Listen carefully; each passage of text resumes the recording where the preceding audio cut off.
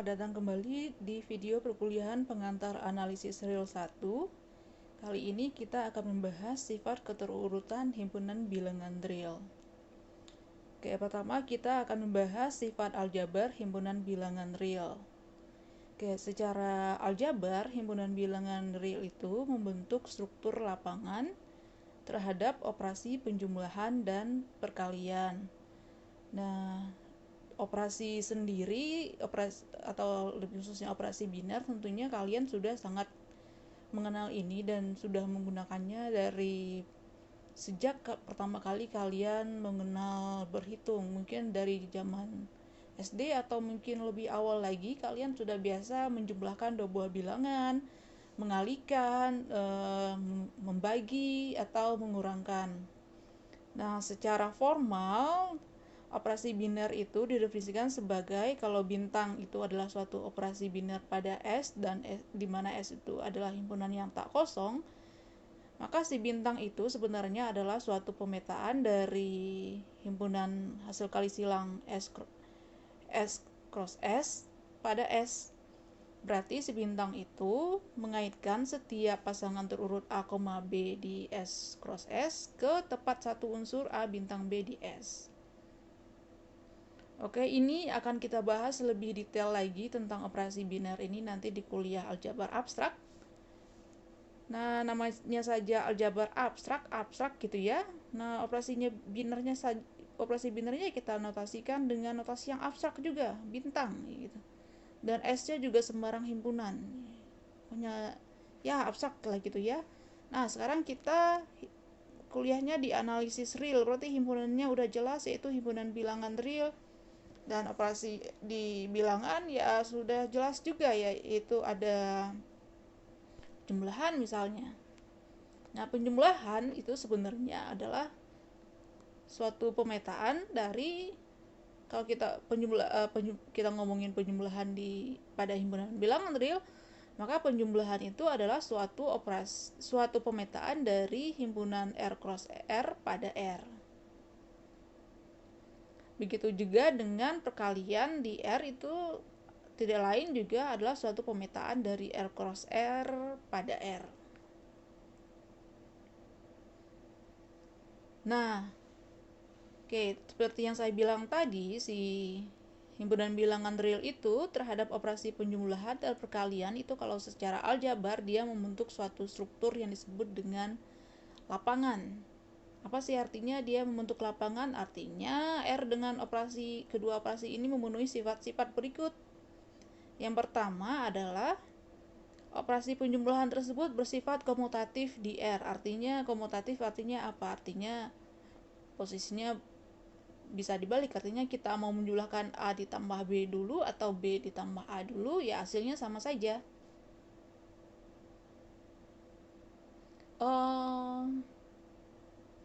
Apakah semua operasi itu bersifat komutatif? Tidak gitu ya. Nanti di aljabar abstrak kita akan ketemu banyak gitu. Kalau ada operasi yang enggak komutatif. Oke, di bilangan contohnya adalah pengurangan aja. Kalau kita A dikurang B itu kan enggak sama dengan B kurang A hasilnya ya, yaitu contohnya yang tidak komutatif. Nah, kalau penjumlahan itu dia bersifat komutatif. Nah, berikutnya adalah si operasi penjumlahan itu bersifat asosiatif. Asosiatif ya artinya ya kalau pengelompokan gitu ya, kalau kita operasikan dulu, kita jumlahkan dulu A ditambah B, kemudian hasilnya kita tambahkan dengan C, itu hasilnya sama saja dengan B tambah C kita tambahkan dulu, kemudian baru kita tambahkan dengan A.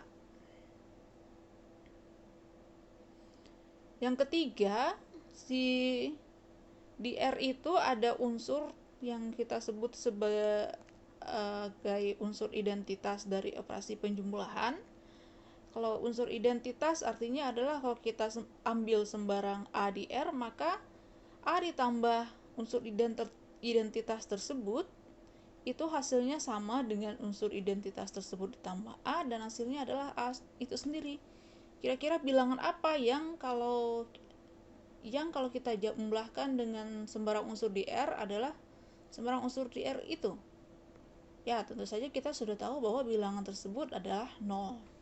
Nah, khususnya untuk operasi penjumlahan ya unsur identitas itu kita namakan dengan unsur 0. Tapi secara general namanya adalah unsur identitas dari operasi penjumlahan.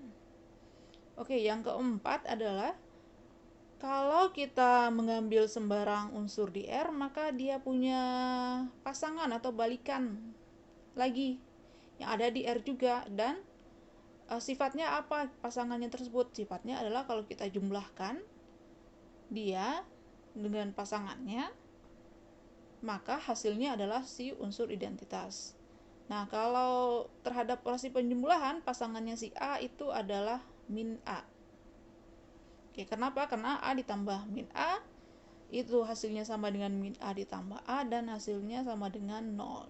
Ya, 0 adalah unsur identitas operasi penjumlahan di R. Oke, pasangan itu disebut juga dengan unsur inverse atau kalau bahasa Indonesia mungkin unsur balikan gitu ya. Oke, R dengan keempat sifat ini nanti kalau kita kuliah aljabar abstrak, kita katakan bahwa si R itu membentuk grup terhadap operasi penjumlahan. Lebih khususnya lagi, karena operasinya bersifat komutatif, maka si R itu adalah suatu grup komutatif. R dengan operasi penjumlahan itu adalah suatu grup komutatif. Nah, karena operasinya penjumlahan, lebih khususnya lagi kita katakan si R itu adalah suatu grup aditif. Oke, ini A, notasi A1, A2, A3, A4 itu menyatakan operasinya ya penjumlahan kan. Penjumlahan dalam bahasa Inggrisnya kan addition. Oke, nah untuk berikutnya terhadap operasi perkalian, si R itu juga memenuhi keempat sifat ini. Yang pertama ya berarti operasi perkalian itu juga bersifat komutatif di R. Artinya ya A kali B sama dengan B kali A untuk sembarang A dan B di R. Dan operasi tersebut perkalian juga bersifat asosiatif, ya tanda kurungnya bisa kita pindah-pindah gitu ya. Artinya ya yang mana yang mau kita operasikan terlebih dahulu ya sama aja hasilnya. Dan juga ada unsur identitas operasi perkalian. Nah, kalau tadi terhadap penjumlahan unsur identitasnya adalah 0, kalau sekarang terhadap perkalian unsur identitasnya adalah 1. Kenapa 1? Ya karena sembarang bilangan A gitu kalau dikali 1 hasilnya adalah A, dan 1 dikali A hasilnya juga adalah A. Nah, sekarang kalau balikannya balikan atau inverse-nya si A apa? Nah, kalau tadi di operasi penjumlahan itu semua unsur di R itu punya balikan gitu ya. Tapi kalau terhadap operasi perkalian itu yang punya balikan hanya unsur tak 0. Nah, kalau A itu adalah unsur tak 0 di R, maka dia punya pasangannya itu adalah si seper A. Atau balikannya itu adalah seper A. Kenapa? Karena A dikali seper A hasilnya adalah 1 dan seper A dikali A adalah 1. Karena si R dengan operasi perkalian memenuhi M1, M2, M3, dan M4, maka si R dengan operasi perkalian secara aljabar dikatakan membentuk grup. Khususnya karena dia operasinya komutatif, berarti dia adalah suatu grup komutatif. Berikutnya apalagi sih sifat kedua operasi ini yang kalian ketahui? Ya, ada sifat distributif perkalian terhadap penjumlahan. Artinya kalau A dikalikan dengan B ditambah C, hasilnya adalah AB ditambah AC. Begitu juga dengan kalau sekarang perkaliannya yang di sebelah kanan. Kalau B ditambah C dikali A, hasilnya adalah B dikali A ditambah C kali A untuk sembarang A, B, C di R. Oke, secara aljabar, himpunan bilangan real itu membentuk lapangan. Artinya adalah yang pertama si R dengan operasi penjumlahan itu membentuk grup Abel aditif, dan si R tanpa 0 itu membentuk terhadap operasi perkalian membentuk grup Abel juga. Dan yang terakhir, terhadap operasi perkalian terhadap penjumlahan bersifat distributif. Oke, berikutnya kita masuk ke beberapa sifat dari himpunan bilangan real. Yang pertama adalah kalau kita punya A dan B itu adalah sembarang unsur di R, pertama kita punya sifat bahwa kalau kita punya B tambah A sama dengan A, maka haruslah B-nya sama dengan 0. Kemudian kalau A-nya tidak 0 dan B kali A sama dengan A, maka B sama dengan 1. Dan yang ketiga, kalau B dikali 0 sama dengan 0. Kalau B kali 0 itu hasilnya adalah 0. Oke, ketiga fakta ini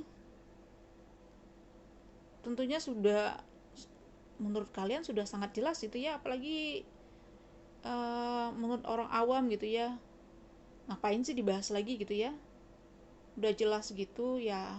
Sayangnya di matematika kayak gitu, kita nggak bisa percaya begitu saja.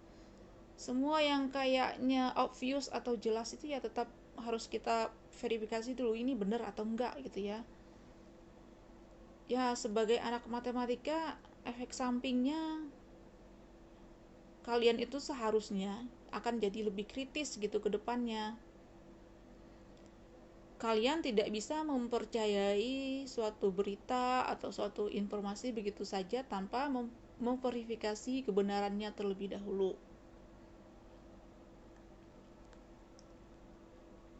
Oke, pertama kita mau cek fakta yang pertama.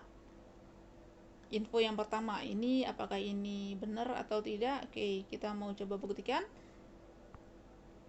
Oke, berarti premis kita adalah misalkan AB itu adalah sembarang unsur di R dan B plus A sama dengan A.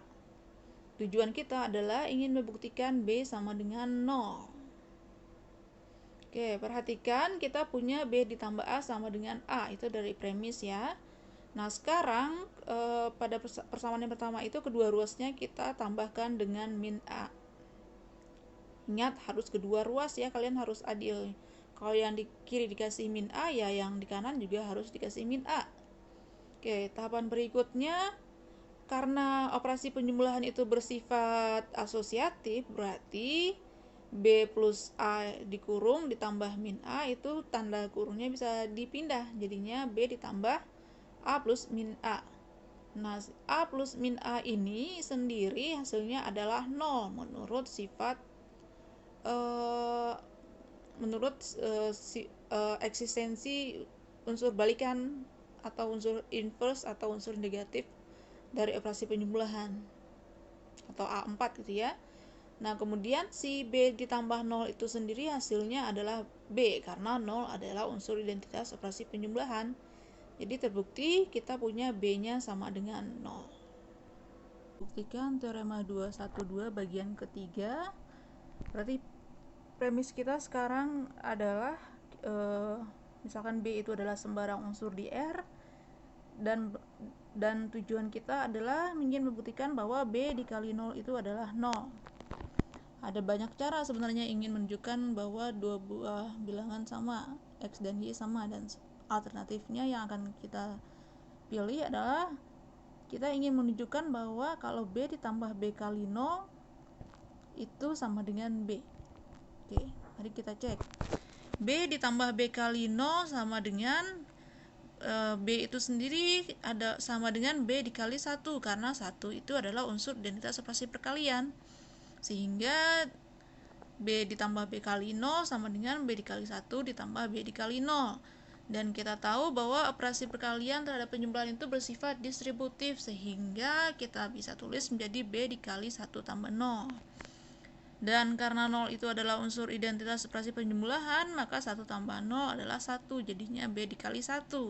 Dan B kali 1 sama dengan B karena 1 adalah unsur identitas dari operasi perkalian.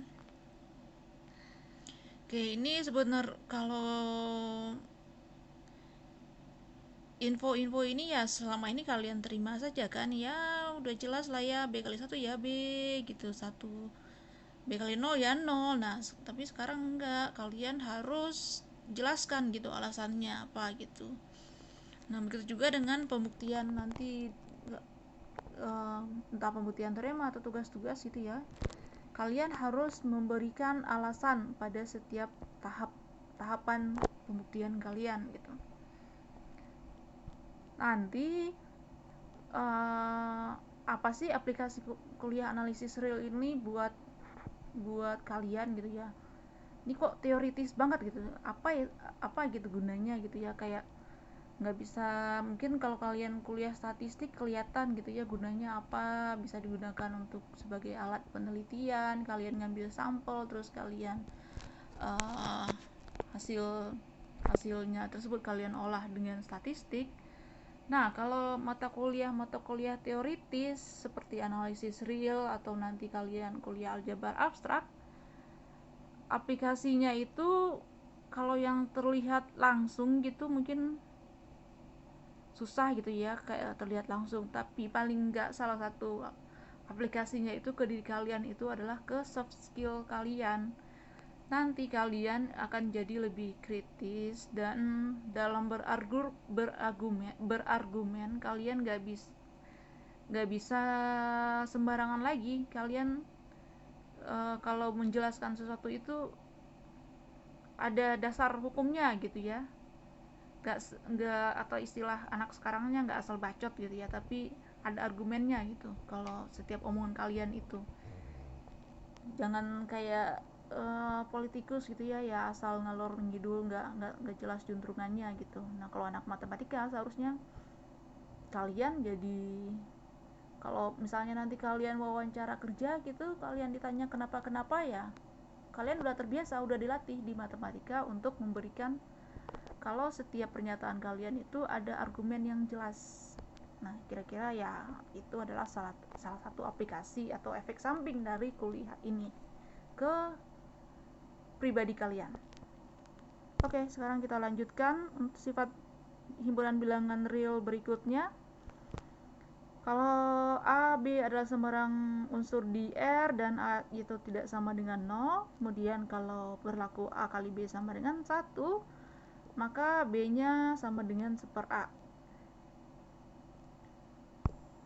Yang kedua, kalau A, B di R dan A kali B sama dengan 0, maka berlaku salah satu A sama dengan 0 atau B sama dengan 0. Atau kedua-duanya 0 tentu saja juga boleh. Oke, yang pertama kita ingin buktikan bahwa kalau A kali B sama dengan 0 dan A tidak 0, kita ingin buktikan bahwa B-nya tidak 0. B-nya sama dengan 0. Oke, perhatikan syaratnya ya, itu jangan lupa syaratnya A itu tidak 0. Kenapa harus ada syarat A tidak 0? Biar kita bisa nanti mengalihkan si A dengan inverse-nya A. Kalau A-nya nggak 0 kan dia nggak punya inverse. Nanti kalau kalian agak luang waktunya, silakan kalian googling gitu, kalian nanti mungkin akan ketemu 1 sama dengan 2 atau 2 sama dengan 3 dengan proses pembuktian yang kayaknya benar. Tapi kalau kalian teliti, itu sebenarnya ada yang salah dalam tahapan tersebut, yaitu tahapannya itu adalah dia melakukan hukum pembatalan, atau ini kayak kita menghilangkan A atau menyoret A, itu kan namanya itu bisa disebut juga dengan hukum pembatalan, padahal si A nya 0 itu kan nggak boleh. Kalau A nya 0 ya 1/A itu nggak ada. Nah, orang yang melakukan proses membuktikan dalam tanda kutip 1 sama dengan 2 itu, dia melakukan hal tersebut. Dia mengalihkan A dengan 1/A padahal A nya 0. Nah, silakan kalian cek gitu kalau kalian lagi iseng. Oke, kita masuk lagi ke sini. Oke, kita punya fakta A dikali B sama dengan 0. Karena A nya tidak 0 berarti A nya punya inverse, maka kita bisa mengalihkan kedua ruas dengan 1/A. Nah, karena operasi perkalian itu bersifat asosiatif, maka jadinya 1/A dikali A dikali B itu sama juga dengan 1/A dikali A terlebih dahulu, kemudian dikalikan dengan B. Dan kemudian seper A dikali 0, tadi kita sudah buktikan bahwa sembarang unsur di bilangan real kalau dikalikan 0 hasilnya adalah 0. Oke, sekarang seper A dikali A hasilnya adalah 1 karena seper A adalah inversnya A terhadap operasi perkalian. Dan 1 dikali B hasilnya B, ya karena 1 adalah unsur identitas operasi perkalian. Oke, berarti tujuan kita tercapai, B-nya terbukti sama dengan 0. Oke, sekarang kita lanjutkan dengan kalian pasti sudah kenal lah ya operasi pengurangan dari zaman kalian SD. Operasi kita mengurangkan A kurang B itu tidak lain sama juga dengan kita menyebelahkan A ditambahkan dengan si negatifnya B. Begitu juga dengan pembagian A per B itu sama juga dengan A dikali seper B. Nah, untuk selanjutnya, untuk memudahkan penulisan A dikali B atau A dot B itu cukup kita tulis dengan AB saja. Berarti kalau A kuadrat berarti itu sama dengan A dikali A, atau kita tulis AA dan seterusnya. A dikali A pangkat N plus 1 sama dengan A pangkat N dikali A. Ya, ini info yang sudah sangat umum ya buat kalian. Kemudian kalau A-nya tidak 0 berarti ada A inverse, dan A inverse itu sama dengan kita tulis dengan 1 per A. Dan kalau A pangkat min N berarti itu adalah seper A di pangkat N. Oke, berikutnya kita masuk ke bilangan rasional dan irasional. Ingat, bilangan rasional itu dinotasikan dengan Q, yaitu himpunan semua bilangan bulat M per N, di mana FPB dari M dan N itu adalah 1. Oke, kita ingin buktikan ini bahwa katanya adalah bahwa tidak ada bilangan rasional R sehingga R kuadrat itu sama dengan 2. Kita mau buktikan dengan cara kontradiksi, berarti kita andaikan ada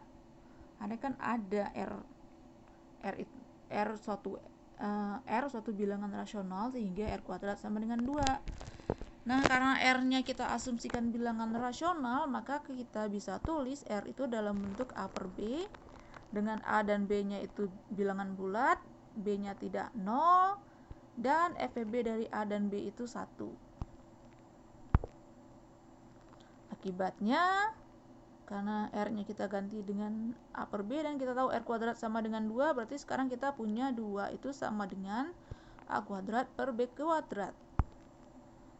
Berarti A kuadrat sama dengan 2B kuadrat, karena A kuadrat kelipatan dari 2, berarti A kuadrat itu bilangan genap. Nah, berikutnya kita ingin tunjukkan kalau A kuadrat genap, maka A-nya juga genap.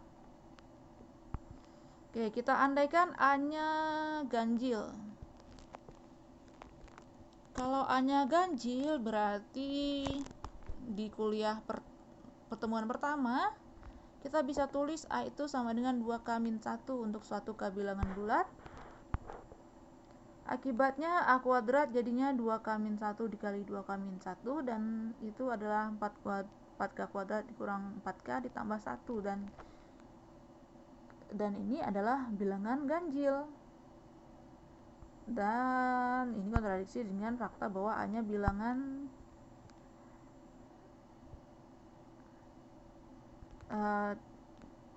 ini kontradiksi dengan info kita bahwa A kuadratnya bilangan genap. Jadi haruslah A-nya juga bilangan genap. Oke, karena A itu genap dan FPB dari A dan B itu 1, maka haruslah B-nya bilangan ganjil. Sebab kalau B-nya juga genap berarti FPB-nya 2. Oke. Nah, karena A-nya bilangan genap, maka A itu ya kita bisa tulis sebagai kelipatan dari 2. Misalkan dia 2P untuk suatu P bilangan bulat. Nah, tadi kan kita punya info bahwa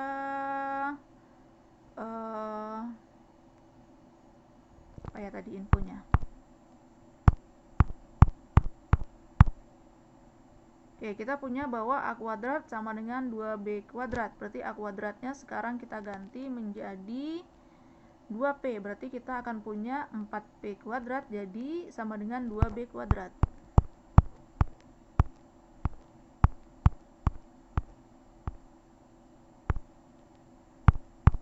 Oke, kita punya ini ya, 4P kuadrat sama dengan 2B kuadrat. Berarti 2P kuadrat jadinya B kuadrat. Berarti B kuadratnya juga bilangan genap. Seperti yang sudah kita buktikan tadi, kalau B kuadratnya bilangan genap, berarti B-nya juga genap. Nah, ini kontradiksi dengan bahwa yang poin pertama tadi, B-nya ganjil. Karena terjadi kontradiksi, berarti pengandaian kita salah, jadi haruslah tidak ada bilangan rasional R sehingga R kuadrat sama dengan 2. Pembuktian kita selesai. Oke, berikutnya kita masuk ke sifat keterurutan himpunan bilangan real. Bahwa katanya ada suatu himpunan tak kosong, subhimpunan tak kosong dari R, yaitu P, yang disebut sebagai himpunan bilangan real positif yang bersifat sebagai berikut. P itu tertutup terhadap penjumlahan, artinya kalau kita ambil sembarang dua unsur di P, maka penjumlahannya juga ada di P. Yang kedua, P tertutup terhadap perkalian, ya berarti kalau kita ambil sembarang dua unsur di P, maka perkaliannya juga, hasil kalinya juga ada di P. Yang ketiga adalah sifat trikotomi bilangan real, artinya kalau kita ambil sembarang unsur A di R, maka A itu memenuhi salah satu dari kondisi ini. Pertama, A-nya itu ada di P, atau A itu bilangan positif, atau A-nya 0, atau min A yang ada di P. Min A ada di P berarti A-nya negatif, gitu ya maksudnya. Oke, kita ingin buktikan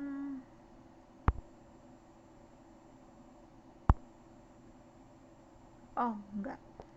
Ya ini cuman istilah aja ya.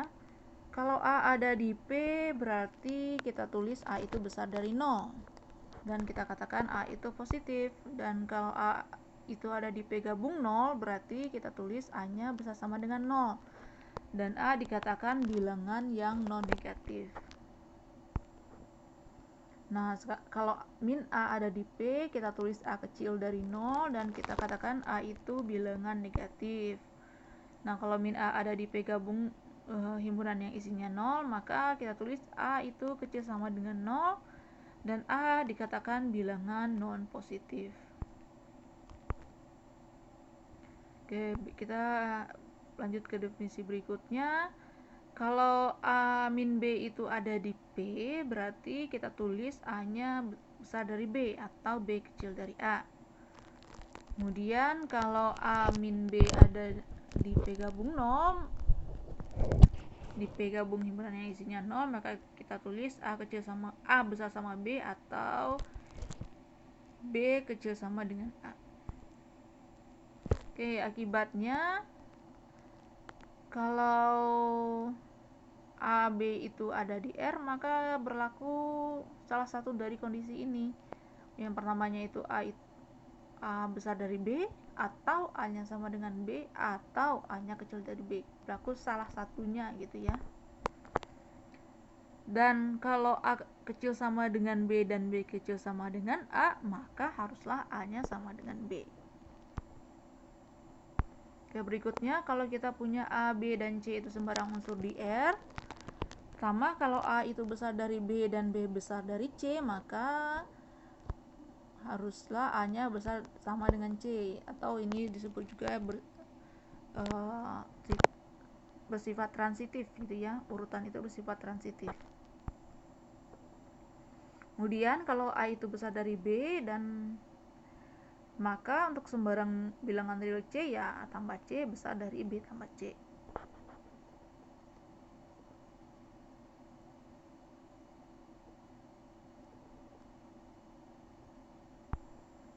Berikutnya, kalau A itu besar dari B dan C-nya besar dari 0, maka AC besar dari BC. Ya, fakta-fakta ini sudah jelas ya, sudah kalian ketahui dari zaman kalian SD. Lagi-lagi ya, selama ini kalian cuma menerima saja fakta ini. Tapi sekarang kalian harus verifikasi semua info ini. Karena sekarang kalian jadi orang yang tidak percayaan. Kalian dilatih untuk jadi tidak percayaan.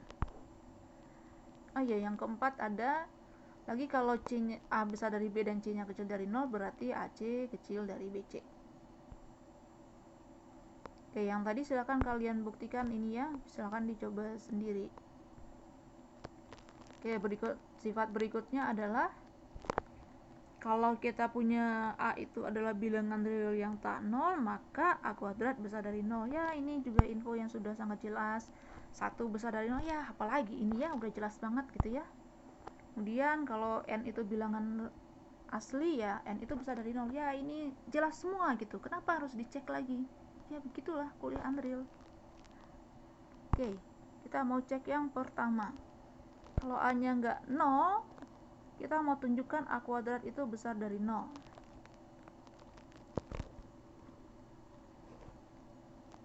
Kalau kalian ngelihat ini gunanya apa sih ya? Udah jelas gitu A kuadrat besar dari 0, kalau A nya nggak 0 ngapain lagi dibuktikan ya? Kalau kalian lihat bahwa ini akan melatih kalian untuk berargumentasi dengan benar. Oke. Kita punya A nya tidak 0, dan tadi kita tahu bahwa ada sifat trikotomi dari R.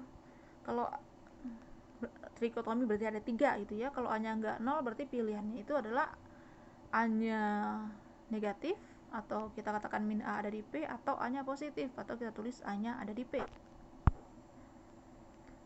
Sekarang kita lihat kasusnya min A yang ada di P.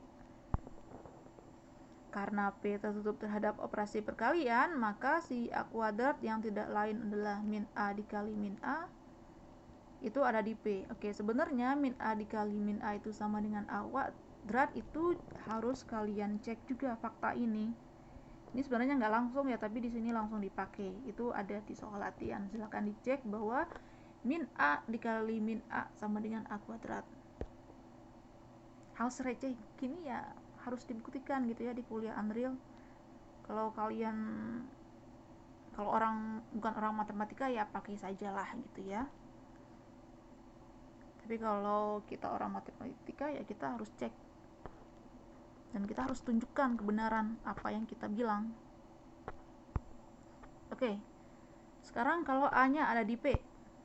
Ya, karena P nya tutup terhadap operasi perkalian, maka A kuadrat yang tidak lain adalah A dikali A ada di P juga. Berarti terbukti bahwa A kuadrat itu besar dari 0.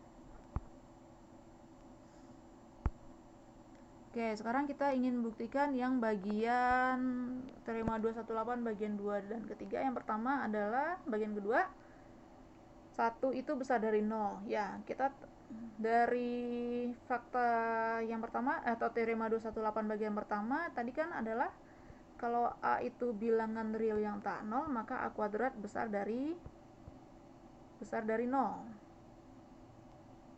Dan karena 1 itu tidak sama dengan 0, nah sebenarnya 1 tidak sama dengan 0 itu juga harus kalian buktikan. Nah, silakan dicek sendiri ya bahwa 1 itu tidak sama dengan 0. Nah, karena 1 tidak sama dengan 0, maka 1 kuadrat itu besar dari 0 menurut teorema 218 bagian pertama. Nah, untuk teorema 218 bagian ketiga, kita ingin buktikan bahwa sembarangan bilangan asli itu besar dari 0 dengan menggunakan prinsip induksi matematika. Misalkan kita PN itu adalah pernyataan bahwa N itu besar dari 0. Oke, karena induksi matematika berarti yang pertama kita buktikan P1 benar. P1 benar berarti kita ingin P1 benar artinya adalah 1 besar dari 0. Ya, 1 besar dari 0 kita tahu itu benar dari bagian kedua, teorema 218. Oke, sekarang kita asumsikan PK benar. Akan kita buktikan bahwa si PK plus 1 juga benar. PK benar artinya adalah si K-nya ada di P. Oke, sekarang kita punya asumsinya K ada di P dan 1 ada di P, dan kita tahu bahwa P itu tertutup terhadap operasi penjumlahan, maka 1 ditambah K atau K ditambah 1 ada di P juga, berarti PK plus 1 benar, berarti PN benar untuk setiap N, jadi N besar dari 0 untuk setiap N bilangan asli. Oke, sifat himpunan bilangan real berikutnya adalah kalau A itu ada di R dan berlaku A itu besar sama dengan 0 dan kecil dari epsilon untuk sembarang epsilon yang besar dari 0, maka haruslah A-nya itu sama dengan 0. Oke, bagaimana buktinya? Oke, kita tulis premisnya dulu. Kita punya A di R dan A besar sama dengan 0 dan kecil dari epsilon. Untuk setiap epsilon, tujuan kita membuktikan A sama dengan 0. Oke, kita andaikan A-nya itu besar dari 0, berarti A per 2 juga besar dari 0 dong.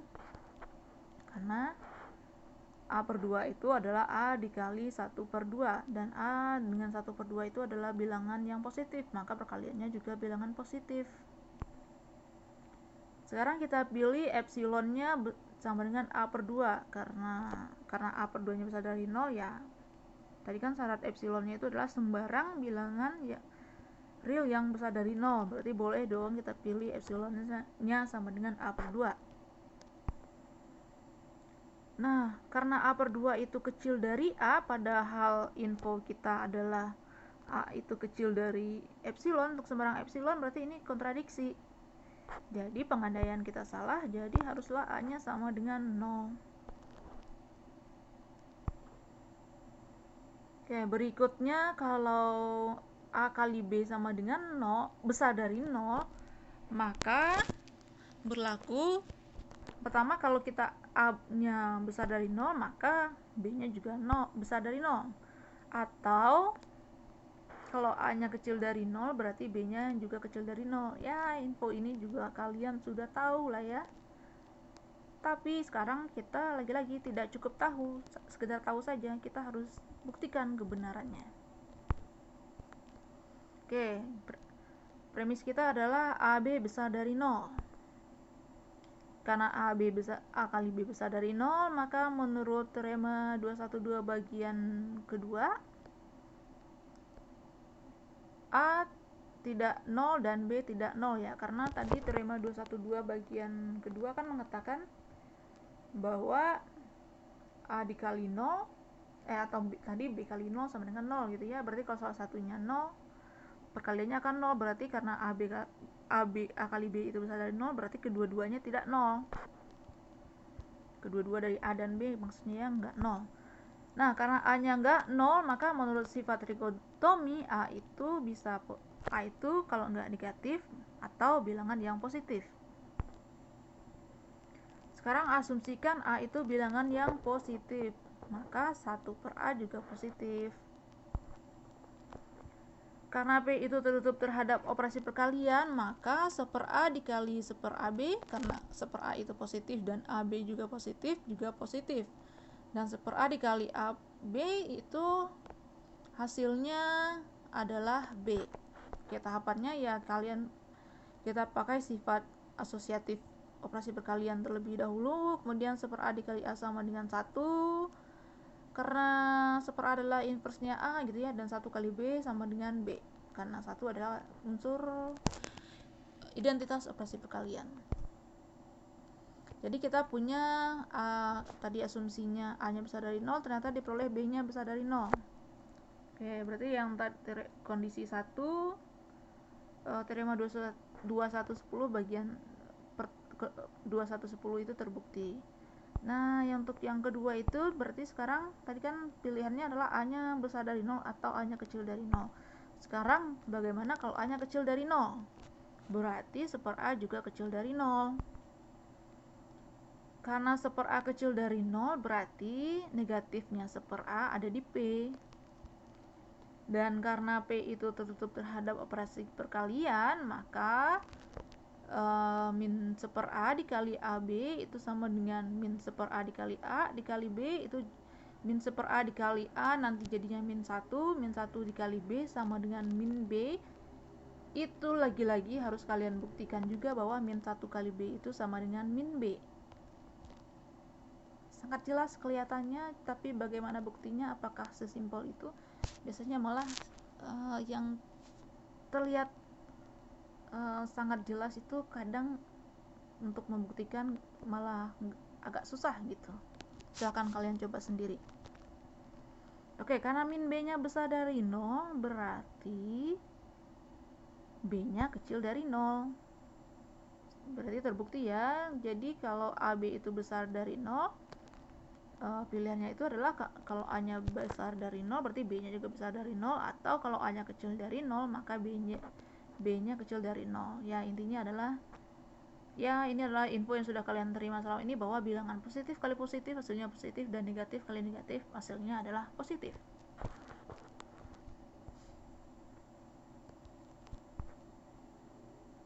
Nah, sebagai akibatnya adalah kalau A dikali B itu kecil dari 0, maka ya di A dan B itu berlainan tanda gitu ya. Kalau A nya besar dari 0 berarti B nya yang kecil dari 0. Kalau A nya yang kecil dari 0 berarti B nya yang lebih besar dari 0.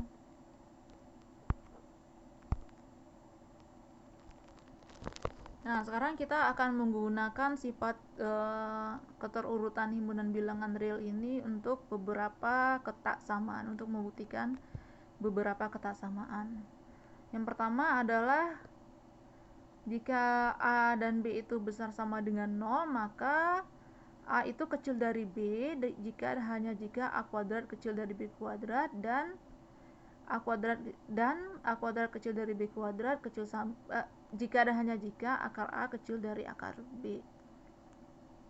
Ini karena dia jika dan hanya jika, ya kita bisa buktikan A kecil dari B jika dan hanya jika A kuadrat kecil dari B kuadrat, dan buktikan A kuadrat kecil dari B kuadrat jika dan hanya jika akar A kecil dari akar B, atau bisa juga kita mau buktikan A kecil dari B jika dan hanya jika A kuadrat kecil dari B kuadrat, dan A kecil dari B jika dan hanya jika akar A kecil dari akar B. Nah, kita akan menggunakan kondisi yang terakhir.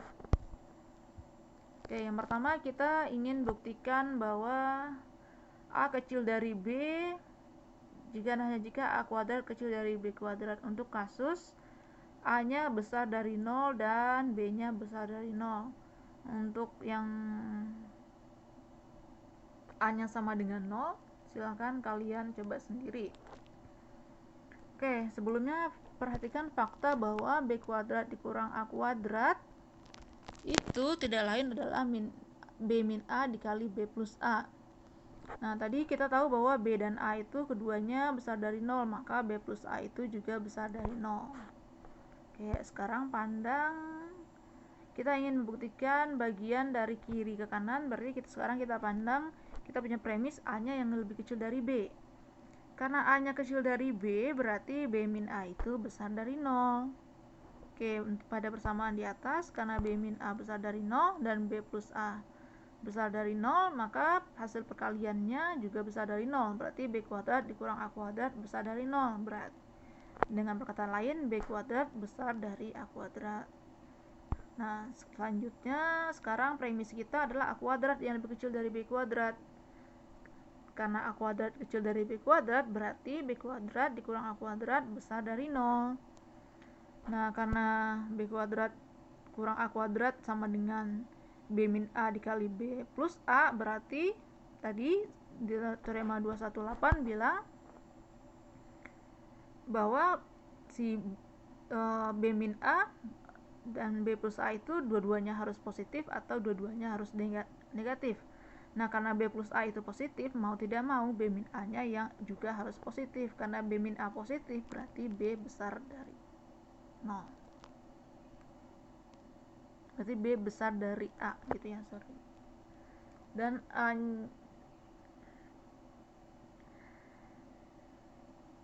typo ya, ini seharusnya B besar dari A. Oke, sekarang kita ingin buktikan akar A kecil dari akar B jika dan hanya jika A kecil dari B. untuk kasus A-nya besar dari 0 dan B besar dari 0. Untuk A-nya sama dengan 0, silahkan dicoba sendiri. Oke, ya ini sebenarnya pembuktiannya mirip dengan yang sebelumnya, cuman sekarang kita memandang kasus ya kalau tadi B kuadrat sekarang B gitu ya, dan kalau tadi B sekarang jadi akar B ya. Sebenarnya pembuktiannya sama aja, cuman ya dengan memandang kayak gitu ya. Kalau tadi ini kita punya B kuadrat dikurang A kuadrat, kan tadi itu sama dengan B dikurang A dikali B plus A. Sekarang kan B kuadratnya diganti B dan A kuadratnya diganti A, dan tadi B nya jadi akar B dan A jadi akar A. Oke, berikutnya aplikasi sifat keterurutan adalah untuk membuktikan ketaksamaan Bernoulli. Ketaksamaan Bernoulli mengatakan bahwa kalau X itu bilangan real yang lebih besar sama dengan 1, maka 1 ditambah X, kalau 1 tambah X dipangkatkan N itu hasilnya lebih besar atau sama dengan 1 ditambah NX untuk setiap bilangan asli N. Oke, premis kita adalah X-nya besar sama dengan min 1. Kita ingin buktikan ketaksamaan tersebut dengan prinsip induksi matematika. Berarti yang pertama kita buktikan P1 benar. P1 benar artinya kita ingin buktikan bahwa nanti kan ini ya, kita ingin buktikan bahwa 1 tambah X dipangkat 1 besar sama dengan 1 ditambah 1 dikali X. Oke. Karena 1 ditambah X dipangkat 1 itu sama dengan 1 ditambah 1 kali X ya, atau sama tidak lain sama dengan 1 ditambah X, berarti P1 benar. Sekarang asumsikan PK benar, artinya 1 tambah X dipangkatkan dengan K itu besar sama dengan 1 ditambah KX. Tujuan kita ingin membuktikan PK plus 1 benar. Oke, perhatikan bahwa 1 pangkat X dipangkatkan K plus 1 itu adalah 1 ditambah X dipangkatkan K dikali 1 tambah X. Karena PK kita benar, berarti 1 ditambah X pangkat K itu besar sama dengan 1 ditambah KX. Oke, 1 ditambah KX dikali dengan 1 tambah X, hasilnya itu X tambah KX kuadrat tambah KX tambah 1. Karena X-nya besar sama dengan 1, maka KX kuadrat besar sama dengan 0. Akibatnya si X tambah KX kuadrat tambah KX tambah 1 itu akan besar atau sama dengan 1 ditambah KX tambah X, dan 1 tambah KX tambah X sendiri bisa kita tulis lagi menjadi 1 ditambah K plus 1X. Nah, yang terakhir itu berarti kita punya 1 tambah X pangkat K plus 1 bersama dengan 1 ditambah K plus 1X. Berarti PK plus 1 benar. Karena PK plus 1 benar, berarti PN benar untuk setiap N. Berarti ketaksamaan itu berlaku untuk setiap ketaksamaan ini terbukti untuk setiap bilangan asli N. Oke, demikian pembahasan untuk materi bab 2. Silahkan kalian kerjakan latihan-latihan terkait.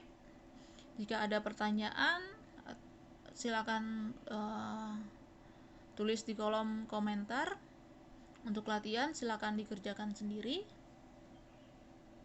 Oke, sampai bertemu di video berikutnya. Kita akan bahas bab 3.